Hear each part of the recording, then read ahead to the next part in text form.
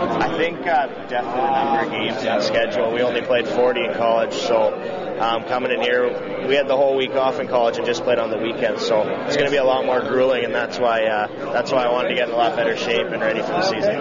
What did you change in the off season? Obviously, like I said, we had a taste of it last year. What did you feel you needed to get stronger at, or anything? Basically, just put on weight and gain a little muscle mass. I've gained about 20 pounds since the season ended, so it's a little bit was bad weight at the start, but it's all turned into good weight now, and I feel good on the ice. The knee feels really good, so it's looking good. Do you feel comfortable now that the Leafs are going a bit younger with Jonas and all the younger guys that are bringing in? Do you feel more comfortable now that with Grabowski there, you can kind of mix and mingle with these guys? Yeah, I think it's good. You know, you gotta have young guys and you gotta have older guys too. You need the leadership as well. If you look at other teams, they got a lot of young guys that are pretty successful. So I think being a young team, it's easy to connect with a lot of the guys and get friendships. You know, a lot of the older guys may be married and stuff, so you don't spend as much time with them. So I think it's good to have a bit of both on a team and just have that mix in there. How do you deal with the pressure of playing in Toronto? And it's a little bit of a pressure cooker. Yeah, personally, I've always liked that pressure. I've always wanted to be the guy on the ice in the last minute that had to score the goal or had to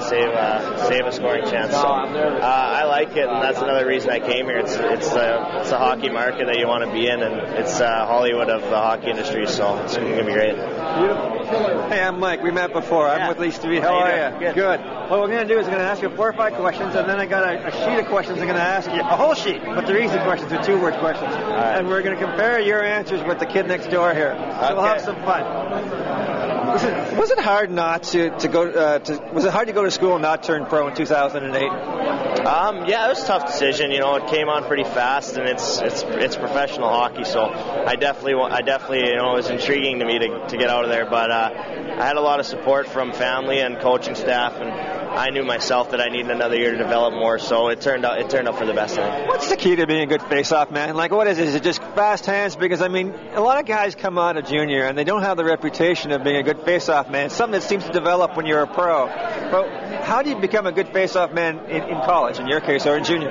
Yeah, actually, I practiced a lot growing up. My dad was a centerman. He emphasized how big the face-off circle was in possession. So we had a backyard rink, and he'd take me out there and show me some tricks that he used to do. So, and then I kind of came up with a few of my own. So I think it's more just little sneaky stuff. You know, I'm not as strong as some of the guys that I take draws against, but you can beat them with speed or a little hit their stick out of the way or something like that. Everyone says your positioning is very solid. Is that an instinctive thing? If I took you out and had you play soccer, would you kind of gravitate to where you were sort of supposed to be, or is it just something you learned? I think I learned it along the way, as I think I have a little bit in my mind. Radar, right? Yeah, I've always kind of gone to the right spot and try to get open for guys, and I've been confident on that a lot growing up. So I think it's a lot of sense, but I think I learned a lot of that growing up too. What did you do to grow 4 or 5 inches, and how long was it?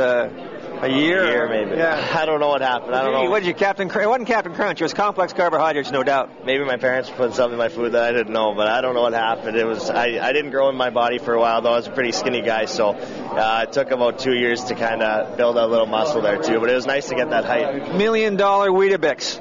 Yeah, that might have been it. Listen, are you comfortable with public speaking? Do you like doing it, or because I mean it's part of the job? And I remember your press conference. You seemed very shy about it, and you wanted to keep it as short as possible. How do you handle that part of the job?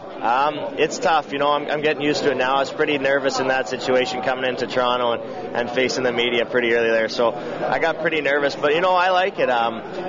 Growing up, I've been in a lot of media stuff with the teams I've been on, and we've been covered pretty well, but nothing like this. So it takes a little getting used to. But no, I enjoy it, and I have fun doing it.